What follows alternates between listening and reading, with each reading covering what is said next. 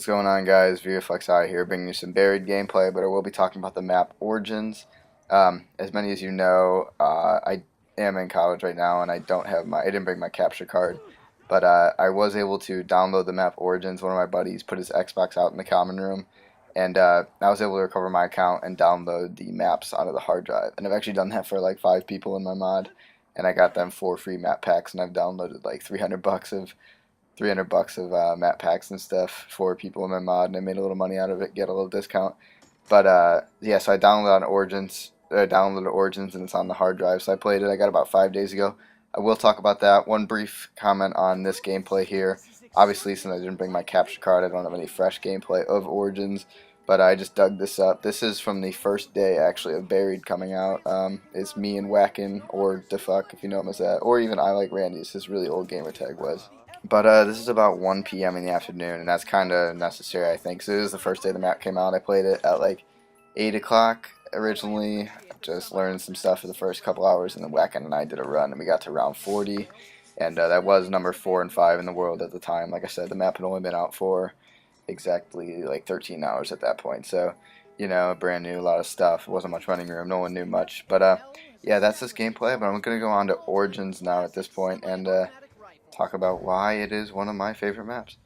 Yeah, so I think it is a great map overall, and in general, even maybe better than great. I don't know, not perfect, but really good, really fun. I definitely like the map. I'll start with the good things about the map that I've only had it for 5 days, but it's been hard for. Well, I hadn't really had to wait 5 days, but I'm glad I waited outside of the first and second day, because first and second day was my favorite map ever. Now it has fallen just behind Shangri-La. I'd honestly put it at number 2. I think all the hype has died down. I played it a lot over the course of 5 days, and I think my initial reaction to the map has about balanced out, but I still think it's my second favorite map ever, next to Shangri-La. I think it's an awesome map. The good stuff about the map, I thought digging, still think digging is so cool, you get the golden shovel and you can get better drops and the golden helmet. One of my big problems the first day and second day was the robot, and how like the big robot, the one that steps on you, that how often he comes and how annoying that is to always check. Like, and I just thought it was always random, and I didn't know exactly where he stepped yet. I didn't know he had designed spots he stepped in every time. But now, obviously, I figured that out. But they also compensated for that with the golden helmet. So, once you dig, he's only a nuisance for the first 20, 25 rounds till you get that golden helmet, depending on how much you've been digging or whatever. But really like that concept of digging. No doubt crafting the staffs is still fun for me. I know it's going to get a little bit of a nuisance, but that happens with anything when you're going to add a lot of new things. Stuff's going to get old. But the way they incorporated like the creativeness of how to get everything, like the ice staff you got to dig while it's snowing. The fire staff has it's 3 different ways really. One you get turning on generator, one you get killing the Panzer, and the other one you get by shooting down a plane. The lightning is all on the tank. The wind staff is all on you got to go on all the robots. So I mean, I thought that was really cool how you can do all that. And then upgrading the stabs. I actually like how they weren't just like put them in the pack-a-punch machine and then you get it upgraded. I mean, as of right now, I only know how to do the wind and fire by like heart. So I still have to look up, or no, not wind and fire, fire and ice. Excuse me. And I still have to look up every time to upgrade the wind and lightning on the internet to look those up. But I've heard that ice is the best upgraded than fire, so I've learned those 2 first to so if I ever need to use them for a co-op game or whatever.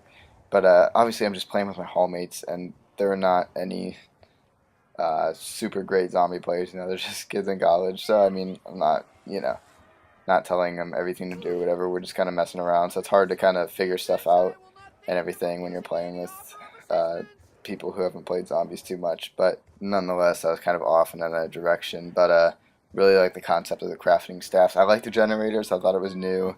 People say it's a pain in the ass, but I thought it was pretty cool.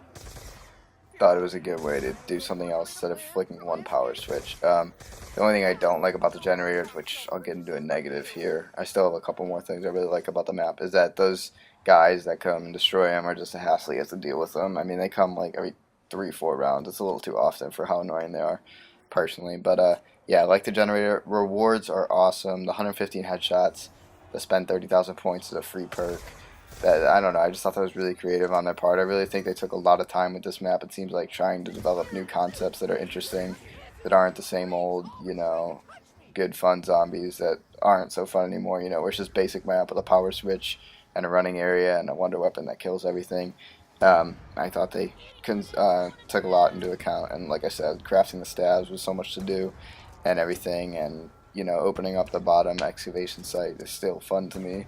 A crazy place. This is kind of going on to the feel of the map, which is well, actually, I want to mention the 9 possible perks. I think that's awesome too. Although it's a pain in the ass to find those dig piles with zombie blood, I still have yet to get more than 7 perks because I just can't find the other dig piles. Like, I've been searching for them. When I had 7 perks, I was searching for like 13 rounds trying to find the dig piles, trying to eliminate each portion of the map. I was running in every portion of the map trying to get zombie bloods, and then once I got it, searching that area, and I just can't find them. So it's a pain in the ass, but I really like how you can get 9 perks. That's an awesome feeling. And then, like I mentioned before, the general feel of the map is awesome. I like how the crazy place mixes it up and, gives you a variety of colors. I mean, it's kind of dark or whatever in that place. And then, I don't know, I guess it is all kind of blue and icy outside, but I still thought they did a good job with that. There's probably a couple more. Maybe I'll mention if as I come across. I'm switching to my dislikes now, which are not many. But the Panzer fucking Soldat, whatever the hell it's called, zombie, is one of the dumbest things they've ever done in zombies. Without that, hands down, this would have been my favorite map. They just did everything wrong with this after developing a perfect help character that just helps you do stuff and doesn't annoy the shit out of you and Lenny and Barry. They followed it up with the most annoying special zombie by far ever in the history of zombies, and the most overpowered one. That claw reaches literally 120 to 130 feet. That's just ridiculous. I mean, if you get clawed and you're anywhere past round 10, there's gonna be zombies on you, and as the dude's reeling you in, you get hit. It's a guaranteed down. It's the most overpowered thing I've ever seen in zombies. I know the Mauser is good at handling him. I know upgraded weapons and shooting him in the glow face can handle him quickly, but it's just not fair. I try and run zigzag, so his claw misses and it works most of the time, but when it does, it's just a guaranteed down almost, and it's really stupid. And I understand you can obviously shoot the little red hook thing. That's how you get detached from it, but and the flamethrower is just stupid. It adds extra distance, and I'm getting like trying to worry about 24 zombies chasing me down, but I gotta stop to shoot this guy in the head, and he's flamethrowing. It's just the worst thing ever. So overpowered, and it comes every 2, 3, 4 rounds, which is so often for how annoying it is. Like, it's one thing if it was like a huge boss and it just came once every 10 rounds, but it's constantly part of the game, and it ruined the perfect score for that map. I'm not gonna say it ruined the map because I still love the map. I think like I said, the fact that they went so far out with some of these concepts, and I think they pulled them off all really well. Adding so many new stuff made it fun, but God, is that Panther sold that a bitch.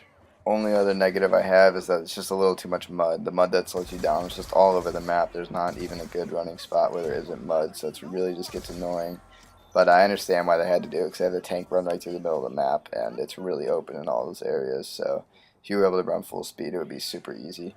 But yeah, those are my 2 dislikes. Definitely a great map overall. Just above Moon, just below Shangri-La. I'd give it a 9.7, 9.8. So awesome map, and definitely glad I got it. Last thing I want to mention is the tragic passing of Yoteslaya, the YouTuber. I didn't know him that well, but he was a subscription of mine on YouTube, and he seemed like a genuinely happy guy who did what he loved, and that was YouTube. But just want to bring a little personal side of the story. In ninth grade, when I was like 13 or 14, I had to write this paper about my 2 favorite quotes, and the first one's kind of not relevant to this situation, but do what you love and you'll never work a day in your life. That still stands true, and all good things come to an end is the other quote that I wrote, and it holds true in this case as well and still has.